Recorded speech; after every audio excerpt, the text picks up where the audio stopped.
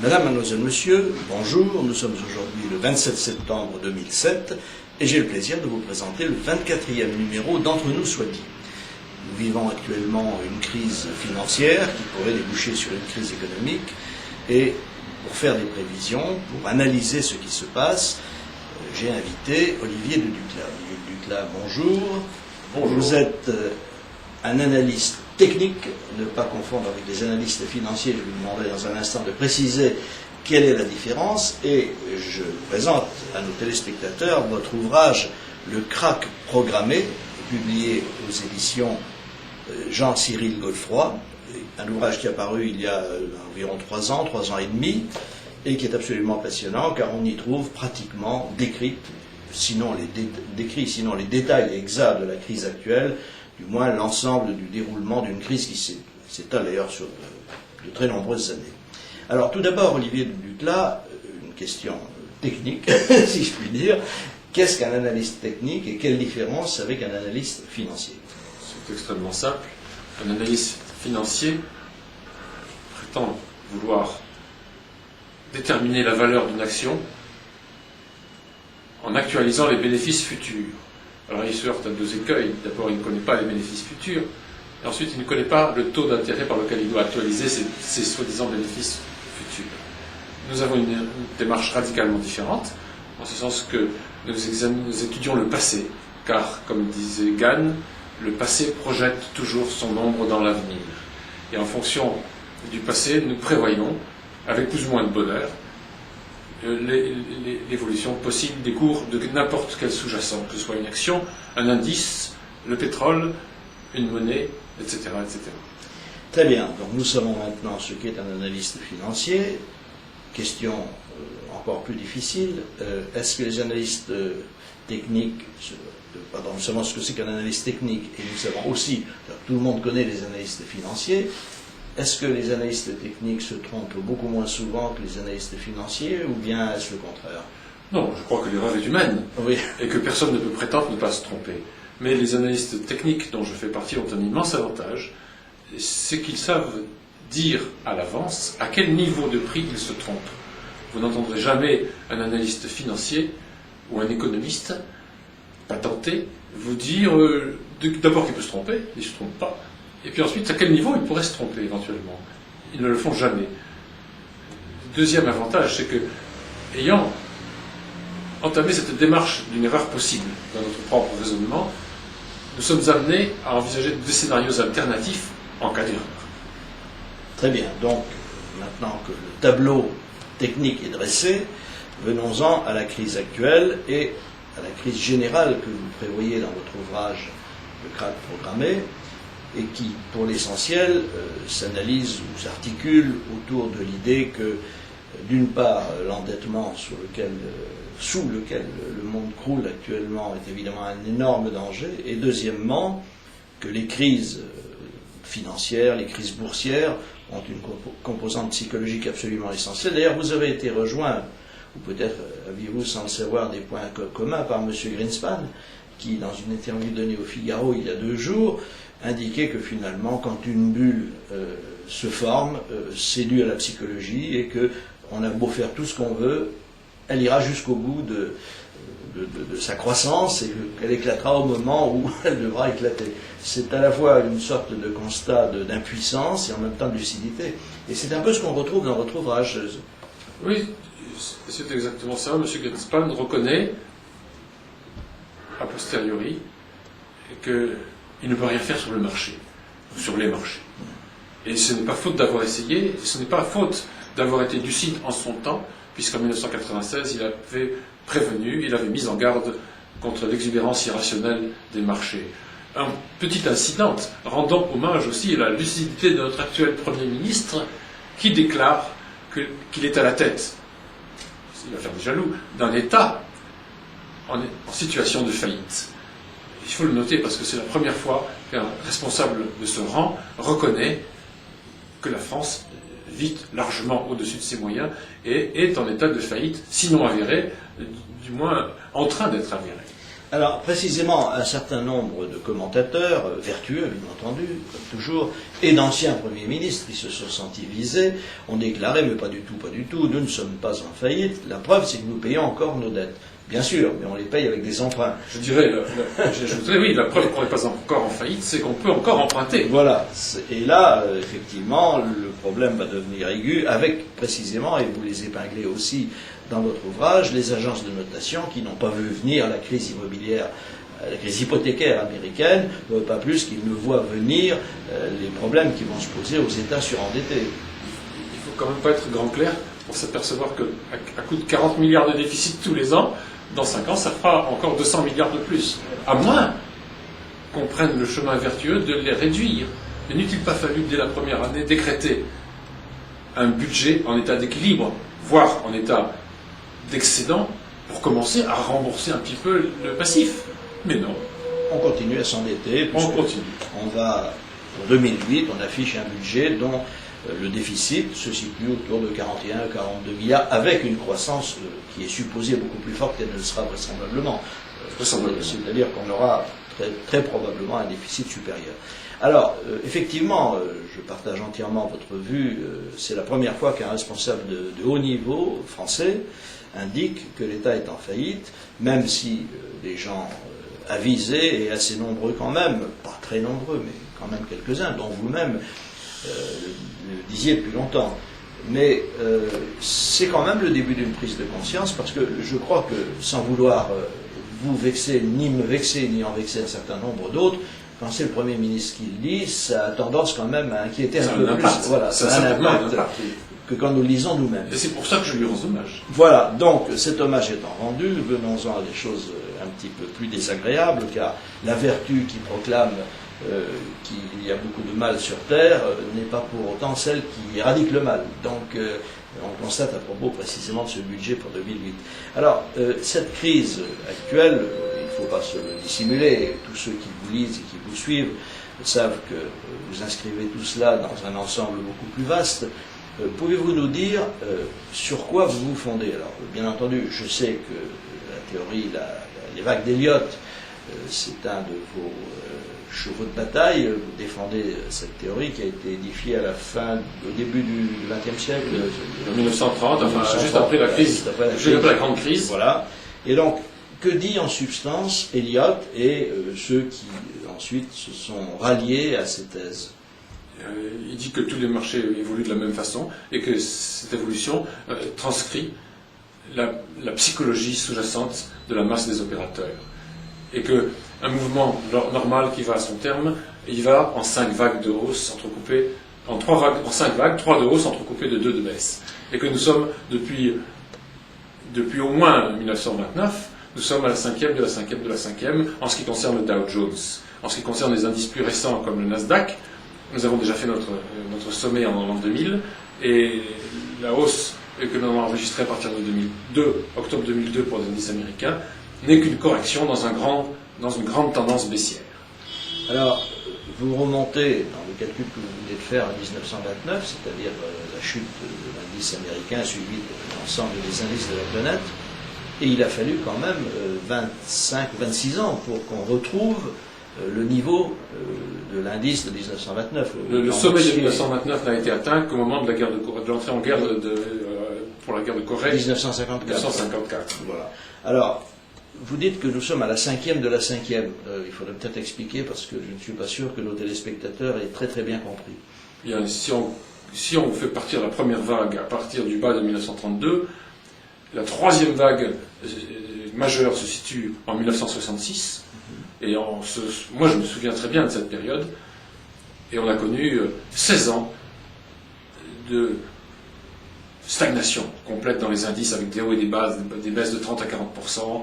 Et puis, à partir de 1982, c'est là le début de la vague 4, on a connu une hausse phénoménale des marchés, prévue d'ailleurs par Robert Prechter, qui est celui qui a remis au goût du jour la théorie des vagues d'Eliott. Il s'est trompé simplement sur le niveau, il ne croyait pas qu'on irait si haut. Mais bref, il s'est trompé encore une deuxième fois, et nous aussi, bien que nous ayons prévu que le sommet de 2000, selon nous, n'était pas forcément le sommet ultime, et nous sommes maintenant arrivés à la dernière vague, de la dernière vague, pour faire simple, parce qu'il faudrait il faudrait un graphique pour faire comprendre plus avant aux auditeurs. Et nous n'en avons pas ici. Alors, si nous sommes à la 5e vague, qu'elle approche de son terme... Chose curieuse, il y a toujours quand même un lien entre l'économie réelle et les graphiques, ou l'inconscient collectif. Et il est assez sympathique de constater que dans ses ouvrages, Robert Prechter avait mis le doigt exactement là où ça fait mal. Il avait dit la crise viendra de l'immobilier. Évidemment, dans un contexte plus général d'expansion du crédit, d'endettement exubérant. L'endettement exubérant, ça consistait à obliger les gens à acheter, pratiquement, quel que soit le taux. Et le taux, on ne pouvait pas le prévoir, puisqu'ils ont eu l'habilité d'imposer des taux variables. Mais récemment en France, nous sommes arrivés, on force les gens pour pouvoir acheter à emprunter sur 50 ans. Est-ce raisonnable? Apparemment pas. En tout cas, quand on en sera à 150 ans, là peut-être on pourra se poser des questions, mais finalement, c'est bien ce que fait l'État. Quand il endette le pays en demandant ensuite aux enfants et aux petits-enfants de payer, c'est bien sur 50, 60, 70 ou 80 ans qu'il nous endette. Donc finalement, la folie est largement partagée, en tout cas au niveau politique. Donc, après une révérence faite au Premier ministre, on peut craindre qu'il y ait une espèce d'irrationalité ou d'incohérence. Parce que quand on a eu le courage de faire ce constat, la première chose qui s'impose, c'est de prendre des mesures nécessaires. Ce n'est pas de proposer un budget en déficit de 42 milliards. C'est ridicule. Plus personne ne comprend. Bien sûr. Alors, puisque, pour en revenir à nos vagues, ça va rappeler les vacances à quelques-uns, peut-être. Nous sommes donc à la 5e vague, ce qui veut dire qu'une chute est proche. Alors, on ne peut jamais, je le sais, prévoir avec précision la date, mais enfin, si la théorie d'Eliot est juste, et celle que Prechter a également popularisée après lui, nous ne sommes plus très loin d'une chute véritable des bourses. Alors, on ne peut pas prévoir quand exactement, si ce n'est de rappeler que le fait que octobre est en général propice aux crises, oui, de manière saisonnelle, et que donc le seul moyen que nous aurons d'indiquer que le marché s'est renversé, c'est de voir ce que nous appelons dans notre jargon une impulsion en sens inverse, c'est-à-dire à la baisse, c'est-à-dire à partir d'un sommet, de ce qui sera un sommet, c'est de voir 5 vagues de baisse se dérouler sur un horizon au moins quotidien. Alors, nous n'avons pas... Oui, on n'a pas encore ce signal. Nous n'avons pas encore tout à fait ce signal, mais nous sommes susceptibles de l'avoir. Autrement dit, le marché se déroule de telle manière qu'il est possible qu'on ait eu le sommet, ce n'est pas encore tout à fait certain. Il est possible qu'on ait un sommet marginal sur le Dow Jones. Je dis Dow Jones, contrairement à nos commentateurs qui disent Dow Jones. Il est possible qu'on ait un sommet marginal. Sur le CAC 40, j'ai annoncé déjà le retournement, en indiquant que je n'avais pas encore la preuve absolue. Tout se passe comme si le marché s'était retourné. Et attendons la preuve.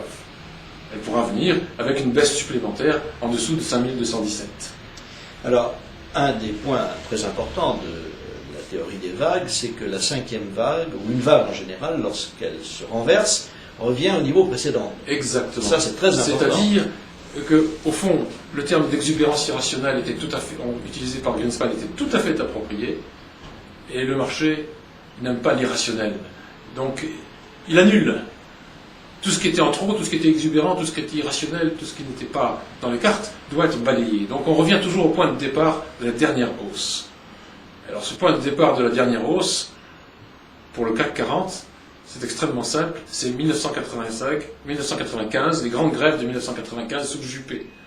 On valait 1730 à l'époque. Donc, et nous sommes actuellement à 6600. Non, nous sommes... À 5600, pardon, excusez-moi. À 5600, donc nous avons 4000 points à perdre un peu. Oui. Et d'abord, nous avons approché en 2003 cet objectif, mais nous l'avons approché seulement, puisqu'on était là à 2400. À partir de là, est venu se greffer un rebond à contre-tendance que nous avons finalement déclaré nous aussi à notre tour, parce que certains niveaux étant été cassés, nous avons annoncé on va aller probablement à 6000 quand on a passé les 3000, etc. Alors, j'avise tout de suite nos téléspectateurs de ne pas se précipiter, ceux qui sont déjà partis, tant pis, mais pour aller vendre en vitesse. Mais nous allons vous donner, enfin, notre ami Olivier Leduclas va vous donner un certain nombre de conseils, non pas des conseils boursiers, mais des conseils de placement en général, de prudence, car son livre s'intitule, enfin, son sous-titre est Comment préserver votre patrimoine. Voilà, c'est écrit ici.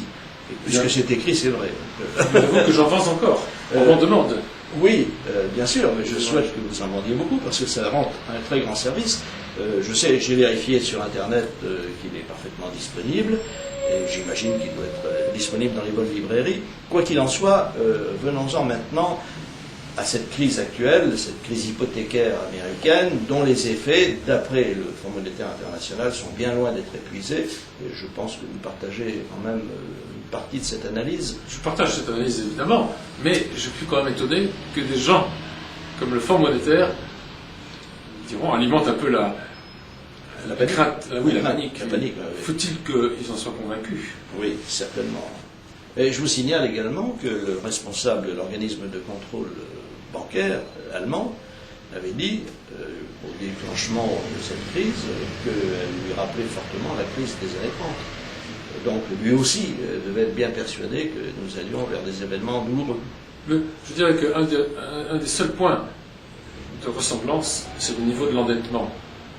Mais c'est un des seuls, parce que les fondamentaux, comme on les appelle mes collègues analystes financiers, à l'époque étaient bien meilleurs.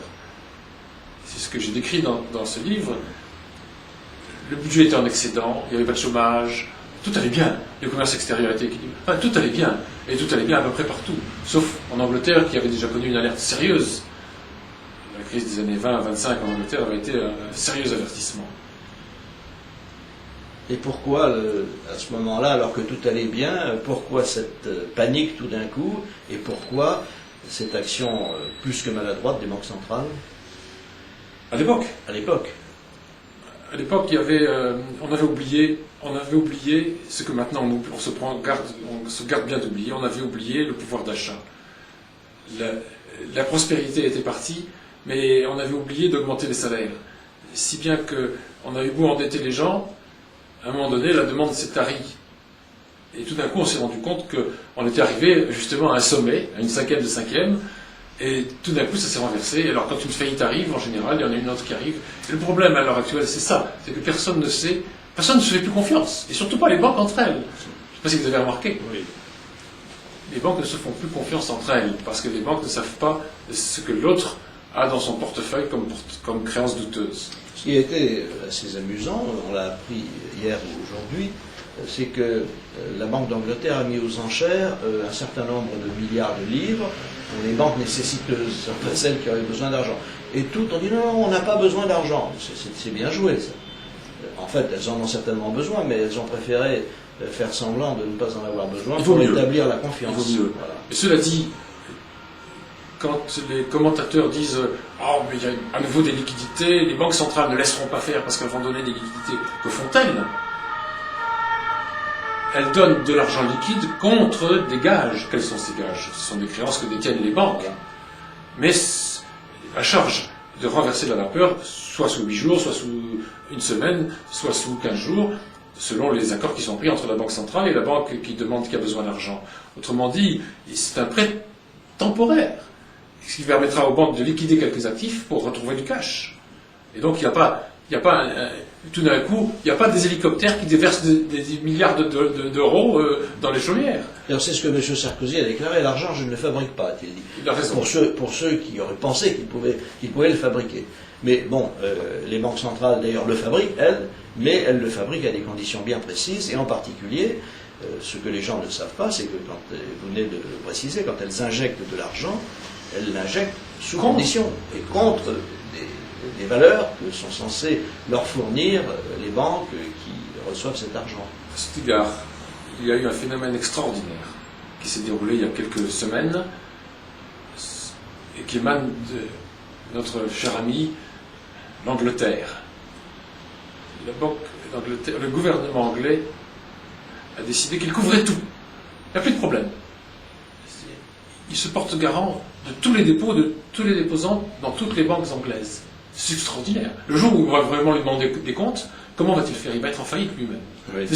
Jamais aucune banque au monde n'a pris cet engagement-là. C'est une grande première. Alors même que le gouverneur de la Banque d'Angleterre était opposé. Il avait dit au début, il ne faut pas donner de primes à ceux qui ont prêté inconsidérément. Exactement. Et finalement, le signal qu'il donne maintenant, il s'est plié à la volonté du gouvernement. Et le signal qu'il donne, c'est qu'au fond, ceux qui ont prêté inconsidérément auraient tort de ne pas continuer. Exactement. Voilà. C'est un très mauvais signal. Alors, d'ailleurs, son poste est, semble-t-il, en question, mais il se trouve qu'en réalité, c'est plutôt le poste du chef du gouvernement qui devrait être en question, parce que je ne pense pas que le gouverneur de la Banque d'Angleterre ait pris sous son bonnet de faire ce renversement de stratégie. S'engager à rembourser tous les déposants. C'est extraordinairement dangereux. Ça ne s'est jamais vu. Alors, mais on a quand même vu un phénomène très intéressant que nous avons décrit, nous, dans un certain nombre de publications, qui est les queues qui se sont formées devant les banques, une banque, la Northern Rock. Et ce phénomène est tout à fait extraordinaire aussi, car les gens s'imaginent peut-être que leur argent est dans la banque. Alors, bien entendu, il ne l'est pas. Les banques possèdent en disponible à peine 8%, ce qu'on appelle le ratio Cook, 8% de leurs engagements. Il va de soi que si une queue se forme et que chacun veut retirer son argent, les 8% seront vite épuisés. Alors que faire dans un cas pareil? Il faut vendre les actifs. Voilà, il faut vendre rapidement. Il faut vendre rapidement les actifs. Donc, ou emprunter à nouveau comme ils l'ont fait auprès du gouvernement anglais, enfin de la Banque centrale anglaise. Alors, cette situation est évidemment lourde de conséquences parce que il y a ce que l'on appelle en langage savant un risque systémique.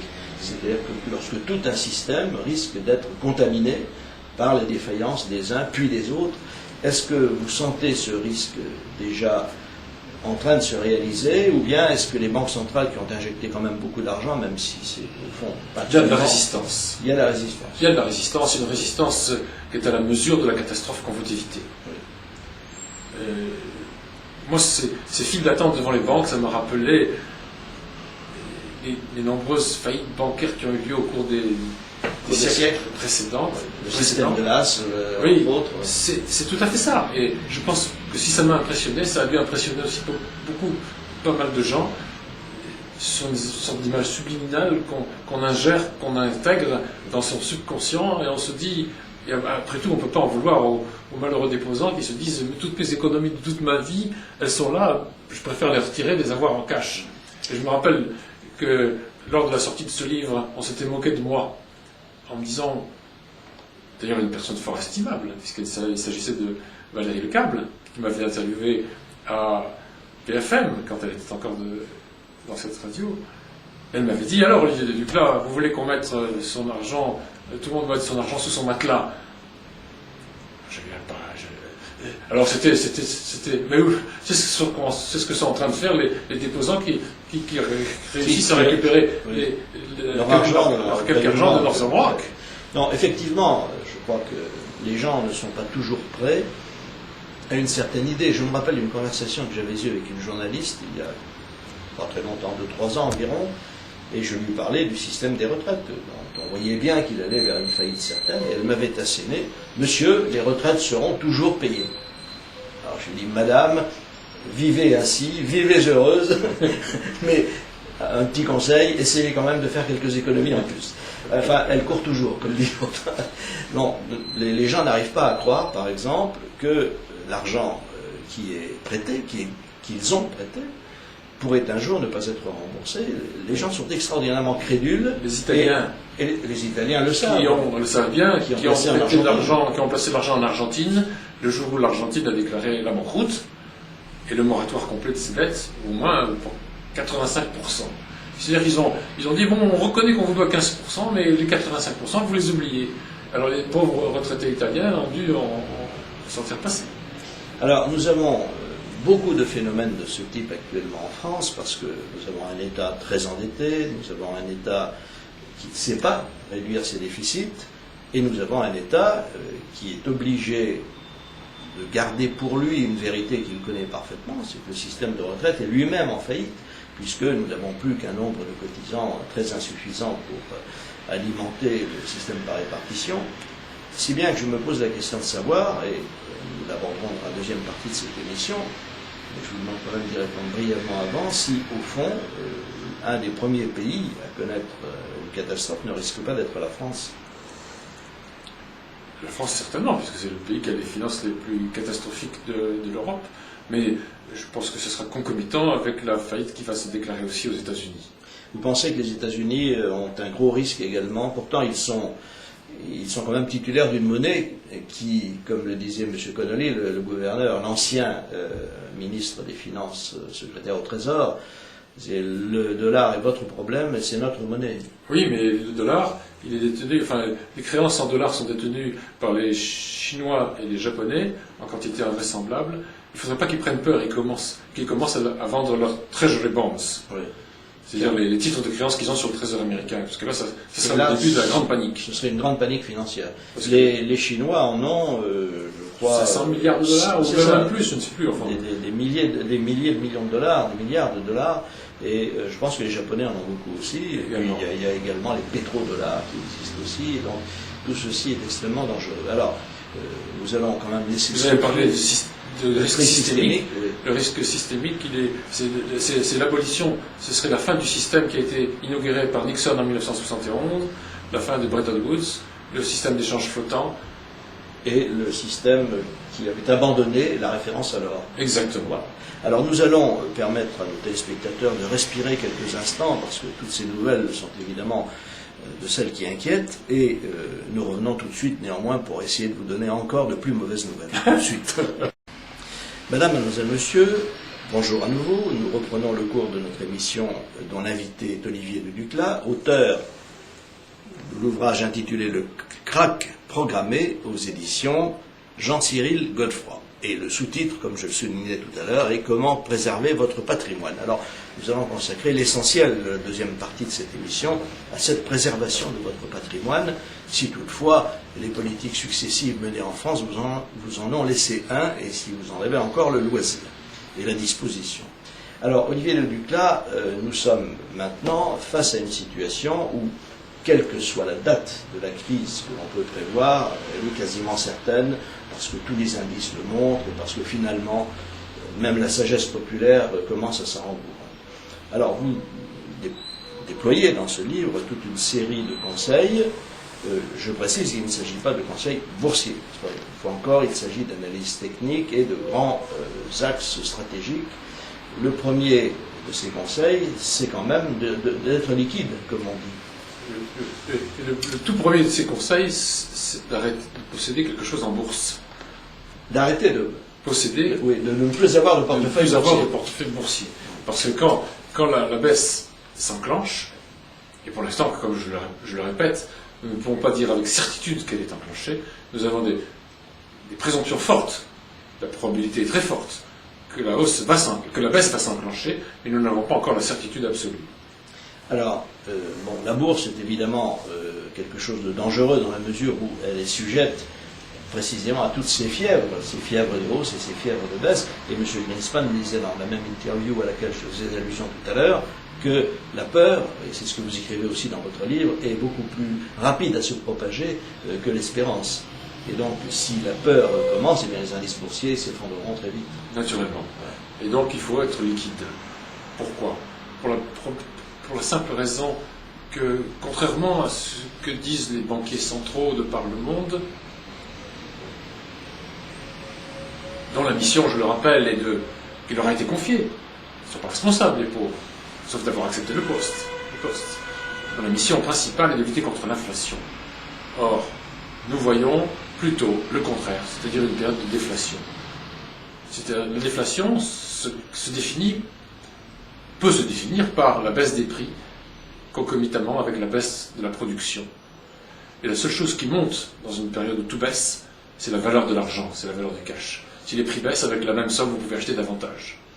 Et vous dites dans le livre qu'à une certaine période, lorsque l'Argentine a fait faillite, on pouvait trouver dans les plus belles avenues de Buenos Aires des appartements à 1000 dollars. Absolument. Donc c'était absolument... C'est là qu'on fait les bonnes affaires. Mais enfin, la plupart des grands antiquaires se sont précipités à l'époque à Buenos Aires pour rapatrier les maîtres, les grands maîtres qui étaient mis en vente, qui étaient pour rien, qui étaient bradés, parce que les gens avaient besoin de liquidité pour survivre. Alors, il y a également le problème de l'immobilier, bien sûr. si l'on a de l'immobilier, à part sa propre maison, son appartement, car il est toujours utile d'avoir un toit, dites-vous dans le livre, et je peux partager votre sentiment, la sagesse populaire le dira aussi. L'immobilier n'est évidemment pas un placement très sûr dans la mesure où là aussi, si tout le monde met le marché sur le marché de l'immobilier, il va s'effondrer, sans parler du fait qu'il n'y aura pas d'argent pour l'acheter. Mais il y a qu'à voir ce qui se passe aux États-Unis, qui, dit-on, sont les précurseurs de ce qui se passe quelques années après en France. Les prix de l'immobilier ont chuté, mais bien, ça fait 2 ans qu'ils chutent, entre 5 et 10% en moyenne. Mais dans certaines régions, beaucoup plus. On met beaucoup plus de temps à vendre un appartement, les gens ne se pressent plus. Dès qu'ils sentent qu'on peut acheter moins cher, et pourquoi? Évidemment, parce qu'il y a eu quand même un dessein machiavélique. De qui? De la part des organismes prêteurs américains. Ils ont endetté les gens, leur conseillant d'emprunter à des taux variables, et avec peut-être l'arrière-pensée qu'ils pourraient toujours vendre le bien si les gens n'arrivaient pas à rembourser, ce qui s'est produit. Mais comme il y a beaucoup de gens qui n'arrivent pas à rembourser, il y a beaucoup de biens, de maisons qui sont mises sur le marché, ce qui fait baisser les prix, et ce qui empêche les prêteurs de pouvoir rentrer dans leurs frais. Et donc il risque toujours de se passer un phénomène de ce genre, on ne peut pas l'exclure. Je sais bien qu'en France on est meilleur que tout le monde, qu'en France rien ne peut nous arriver. Par définition. Hein, mais quand même le risque est là. En tout cas, il vaut mieux avoir un toit, ça c'est sûr. Pour le reste, pour ce qui est placement immobilier, on a intérêt à vendre le plus vite possible. Eh bien, on a intérêt à vendre ce qui n'est pas directement utilisé pour son abri personnel, parce qu'on risque d'avoir 2 phénomènes. On risque d'avoir des locataires qui ne payent plus. Pourquoi? Parce qu'ils seront mis à la porte. On a noté depuis 1 an et demi ou 2 une décrue du chômage. Mais, comme je l'ai analysé dans un autre livre plus récent, les causes du chômage sont nombreuses, elles sont répertoriables, je les ai répertoriées avec Maurice Allais, prix Nobel d'économie, à sa suite. Et une des causes principales du chômage qui n'a pas été éliminée, ce sont les délocalisations. Donc tout locataire en puissance, tout locataire actuel est un délocalisé en puissance, donc qui risque de perdre son job, donc ses ressources, donc de ne plus payer son loyer, de s'en aller, ou même de rester sans payer. Et c'est très difficile de mettre à la porte quelqu'un qui ne paie pas son loyer. Ça prend des mois. Alors, il y a un autre aspect qu'il faut envisager, et je vais commencer d'en parler dans la première partie de cette émission, c'est le problème des retraites. Nous savons tous, il n'est pas nécessaire d'être un extraordinaire spécialiste pour savoir qu'un système de répartition où le nombre de cotisants ne cesse de diminuer et le nombre de locataires ne cesse d'augmenter n'est pas viable. Donc nous allons nous retrouver assez vite dans une situation où les retraites vont par définition baisser, voire même être complètement supprimées. Il y a des caisses qui font faillite, c'est évident. Et les gens qui auront un peu d'immobilier vont le mettre sur le marché, naturellement, puisqu'ils vont essayer de survivre quelques heures, de survivre. Et ils le mettront tous en même temps, par définition, et donc l'immobilier baissera de manière extrêmement importante. Et toutes ces crises, autant les crises financières sont parfois difficiles à prévoir quant à leur date, quant à leur rythme, autant les crises de retraite sont très faciles à prévoir. Parce on connaît le nombre de personnes, la pyramide des âges, et comme le disait Alfred Sauvy, rien n'est plus simple que la démographie. C'est un garçon de 15 ans aura 65 ans dans 50 ans. Statistiquement. Voilà, statistiquement. Et donc on sait qu'à 65 ans, il sera vraisemblablement à la retraite. Donc on connaît à la fois le nombre d'actifs et on sait combien d'enfants naissent chaque année. On sait combien de personnes meurent chaque année. Si ça intéresse certains, il naît environ 700 000 à 750 000 enfants par an, il disparaît 500 à 550 000 personnes, et donc il y a en plus le phénomène de l'immigration qui joue, mais quoi qu'il en soit, la France ne parvient pas, malgré une natalité supérieure à celle de ses voisins pour des raisons qui tiennent sans doute en partie à l'immigration, ne parvient pas à renouveler ces générations. Donc tout ceci indique que les systèmes de retraite ne sont pas tenables. Vous venez de dire quelque chose de bon sens, mais le bon sens, contrairement à ce qu'on croit, n'est pas la chose la mieux partagée. Donc Descartes s'est trompé. Donc quand je dis à mes collègues retraités, puisque je jouis pour l'instant d'une retraite, qu'ils ne comptent pas trop sur leur retraite, qu'elle va être rognée d'une manière ou d'une autre, ils ne me croient pas. Quand j'évoque la possibilité que le marché des actions puisse baisser, tout va s'arranger, me répond-on. Ça finira toujours par s'arranger. Certes, mais dans combien de temps? Et auparavant, qu'aurons-nous connu? Alors ça, c'est un phénomène psychologique bien connu qui veut que quand quelqu'un se sent impuissant à régler une situation ou à lui apporter une solution, eh bien, il ne la voit pas, il décide, on l'ignore.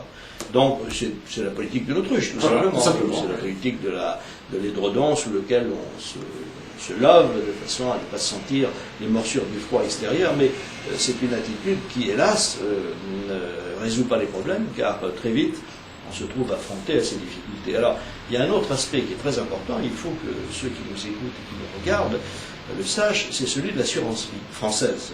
Car l'essentiel, je lisais un article d'un journaliste il y a 2-3 jours, qui expliquait que finalement l'endettement de la France n'était pas si grave, puisque ce sont les Français les prêteurs. Alors, c'est vrai qu'une grande partie de la dette de l'État français est financée par les obligations du Trésor. Mais ces obligations sont financées à partir de quoi? À partir des économies des Français qui les ont placées dans l'assurance vie, moyennant la petite carotte fiscale qu'on leur fait miroiter. Mais d'ores et déjà, nous savons avec certitude que l'État ne pourra pas honorer, parce qu'il est trop endetté, parce qu'il n'arrive pas à réduire ses dépenses, honorer les assurances vie qui sont le lot essentiel de sa survie. Donc, je crois qu'il y a une précaution à prendre. Iriez-vous jusqu'à dire que l'État va renoncer à sa dette? Je crois qu'il le fera.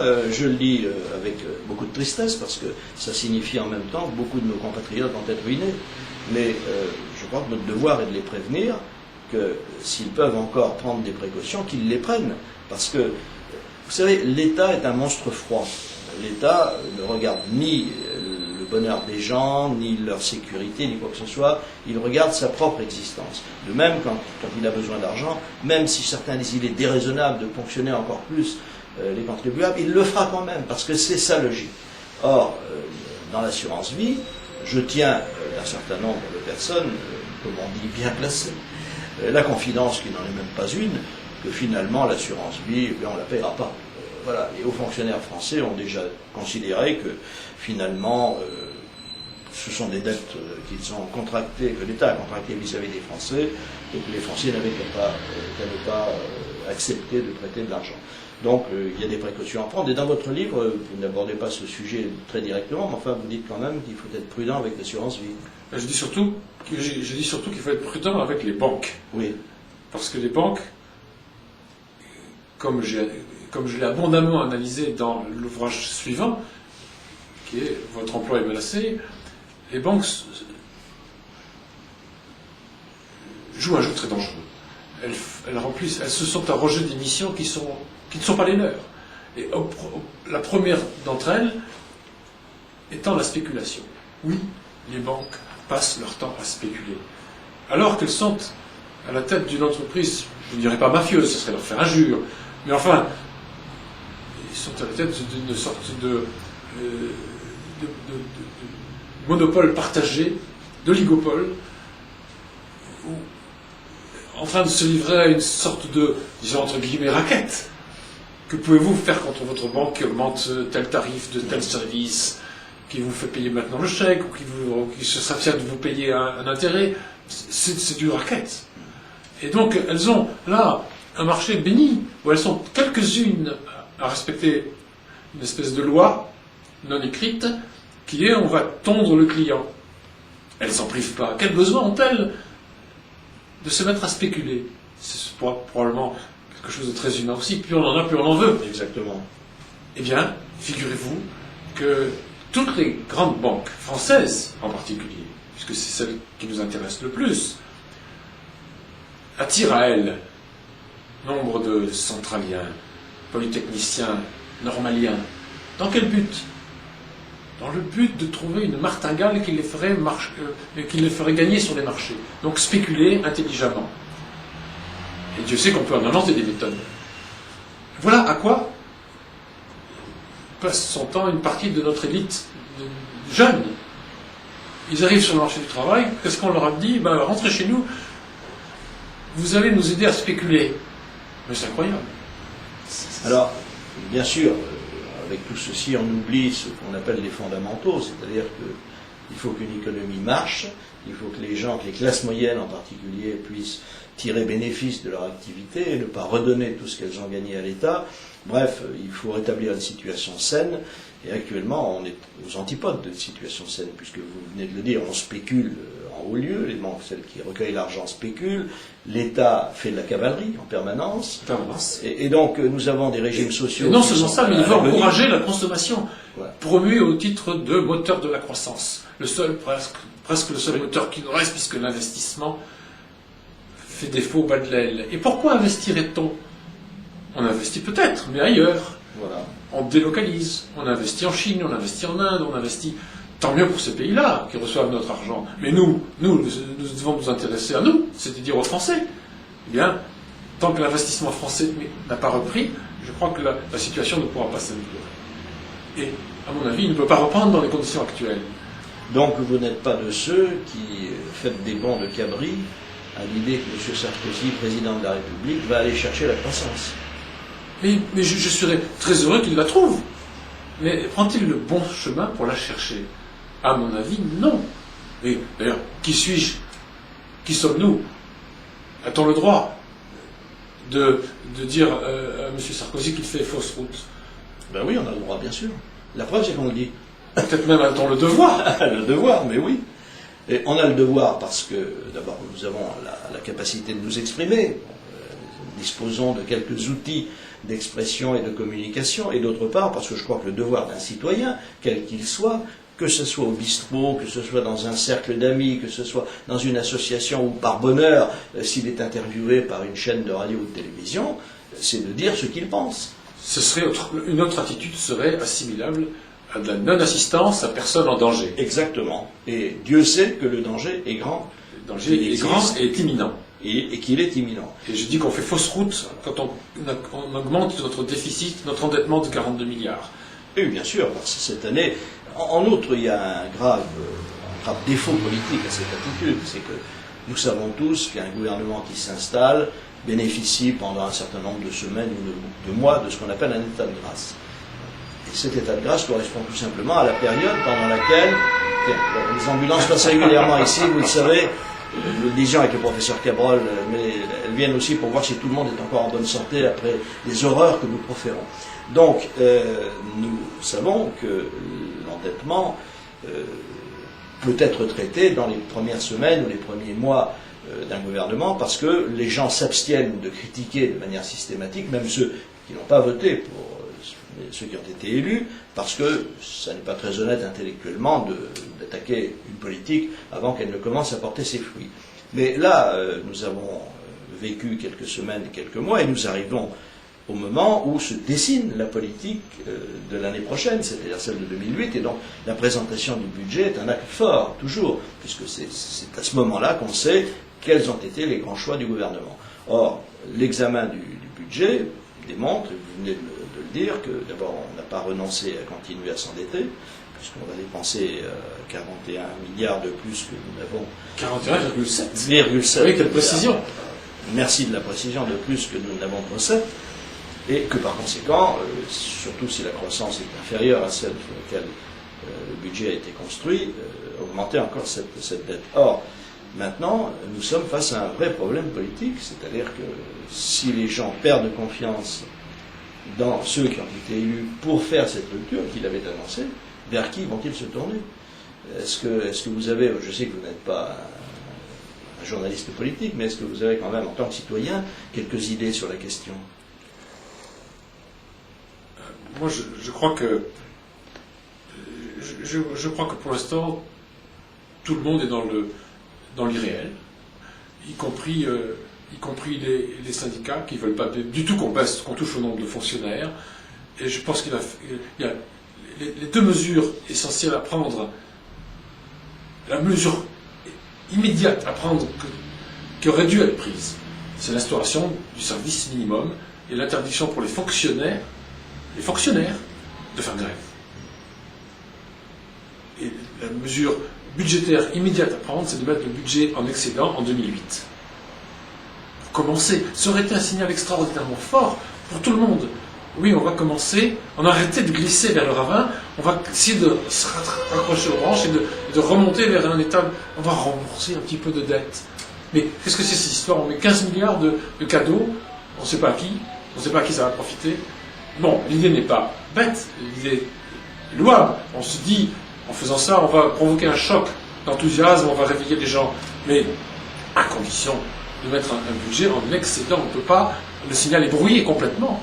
C'est incompréhensible déjà, l'opposition se fait ma faute de le souligner. C'est d'autant plus incompréhensible que nous sommes environnés de pays qui ont fait ce qu'il fallait, alors avec des difficultés, rien n'a été simple, mais si on prend le cas de l'Allemagne, elle a réussi à contenir ses coûts salariaux de façon à pouvoir ensuite exporter. Si vous prenez le cas de l'Espagne, elle a une pression fiscale très faible. Les prélèvements obligatoires sont de l'ordre de 36% en Espagne, contre 44% chez nous. C'est une différence énorme. L'Espagne a un excédent budgétaire. L'Espagne est en train de distribuer même des cadeaux fiscaux parce qu'elle a de l'argent. Et puis, voilà, l'Espagne qui revient de loin, ne l'oublions pas. L'Espagne était un pays presque arriéré il y a une trentaine d'années. Regardez ce qu'elle est aujourd'hui. Et donc, si ces pays, pour ne pas parler de l'Irlande, qui est un pays également qui vient d'une grande pauvreté il y a encore une trentaine d'années, qui maintenant est un pays très prospère.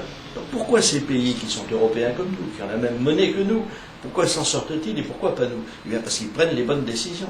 Et c'est absolument consternant de voir que des gouvernants, surtout élus sur un programme de rupture, car ce n'est quand même pas moi qui ai inventé le mot de rupture, c'est M. Sarkozy qui en a fait le thème de sa campagne, ne sont pas capables de prendre des décisions de rupture.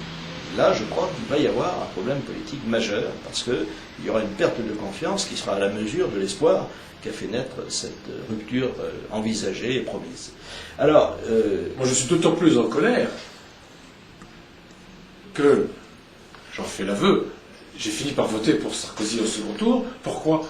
Parce que mes enfants me disaient, mais papa, il dit tout ce qu'il y a écrit dans ton livre. Le livre dans lequel j'analysais les causes du chômage français. D'ailleurs, je dois dire que, et encore récemment, il a abordé le sujet de la politique agricole commune, qui est un élément essentiel de mon discours. Donc je pense que, oui, il risque d'y avoir un clash quelque part, parce que ça ne peut pas durer comme ça. Ça ne pourra pas durer comme ça. On va à la faillite. Alors, nous avons bien entendu toute une série de mesures à prendre. Il y a évidemment le souci collectif que nous avons, et là nous nous exprimons en tant que citoyens. Mais chacun de nos téléspectateurs, lui, bien entendu, a tout à fait le devoir d'agir en citoyen, mais aussi de se préserver en tant qu'individu, parce que c'est un devoir sacré que de prendre des précautions. Donc il peut pour cela s'inspirer des conseils de sagesse et de prudence que donne Olivier de Duclas dans son ouvrage Le crack programmé aux éditions Jean-Cyril Godefroy. Et comment préserver votre patrimoine? Eh bien, vous pourrez effectivement avoir de très utiles idées. Je pense que le premier conseil à donner, c'est de vérifier qu'on est dans une banque qui n'est pas susceptible d'avoir des engagements inconnus. Alors ça, c'est très difficile parce que les banquiers eux-mêmes ne le savent pas. Enfin, je veux dire, la banque, elle le sait, mais les autres banquiers ne le savent pas. Donc nous, qui ne sommes que des consommateurs, nous ne sommes pas forcément au courant des engagements. Que faire alors? Il faut exercer son jugement. Et peut-être se renseigner dans différents paniers aussi. Exactement, puisque chacun doit savoir que si une banque fait faillite aujourd'hui à Paris, les autres banques de la place, il y a une solidarité de place qui fait que chaque déposant se voit indemnisé à concurrence de, je ne me rappelle plus la somme, peut-être 300, 400 000 francs. Mais enfin, donc c'est sage de répartir. Sauf si toutes les banques sont victimes d'une crise systémique. De toute façon, une fois que la solidarité de place aura été épuisée, parce qu'il y a des fonds pour ça, bien sûr, on ne sera pas indemnisé au-delà. Sauf à vivre en Angleterre, où le gouvernement a décrété miracle que lui, il va payer tout le monde. Et je me méfierais quand même je me méfierais aussi. Que M. Brown est écossais, et les Écossais n'ont jamais brillé par la générosité. Dit-on. Oui. Peut-être que nous sommes médisants à leur égard, mais... Ça fera peut-être partie des promesses qui n'engagent que ceux qui les croient. Exactement. Alors effectivement, je pense que nous sommes maintenant à la veille d'événements dont les gens ne semblent pas se douter quand on les entend, et en même temps, si on les entend aussi, beaucoup tiennent un langage assez proche de ce que nous venons de dire. Finalement, moi je crois que les mensonges des politiciens ne sont pas vraiment crus par les citoyens. Seulement, comme les citoyens ne voient pas comment ils peuvent faire, ben, ils se disent, bon, écoutez, écoutons-les mentir, et puis on verra bien le moment venu. Mais en attendant, il serait peut-être bon que chacun se réveille, et qu'au fond, tout le monde prenne la parole. Ce serait peut-être pas plus mal. Alors, mon conseil, ce serait d'être évidemment le plus liquide possible, le moins engagé dans les banques possible, et peut-être, si on a l'esprit spéculatif, de se placer en dette d'État dans une autre monnaie que l'euro. Oui, car les États sont quand même en général les derniers à faire faillite. Ils sont les derniers à faire faillite, Voilà. oui. Et que, en tout cas, le conseil vaut en particulier pour l'assurance vie, puisque nous savons que l'essentiel de l'assurance vie française est placé en bon d'état français. Donc, il n'y a pas que cela, mais on a parfois intérêt à envisager d'autres solutions, ne serait-ce que par prudence. D'ailleurs, ce serait même une option démocratique, car si l'État voyait que ce qui lui permet de s'endetter pour l'essentiel, c'est-à-dire l'épargne des Français, venait à manquer, peut-être qu'il se sentirait contraint de faire des économies. Car c'est toujours quand on cesse de vous donner de l'argent, Couteau sous la gorge. voilà, le couteau sous la gorge, que vous vous dites, tiens, c'est peut-être le moment de moins dépenser. Car, je vais vous donner un exemple, moi, qui me fait, j'allais dire, presque hurler, alors qu'en réalité, il me fait rire, tellement c'est ridicule. En matière de sécurité sociale, vous savez qu'on va instituer des franchises. Oui. M. Sarkozy et Mme Bachelot ont dit que les franchises, ça n'est pas du tout pour boucher le trou.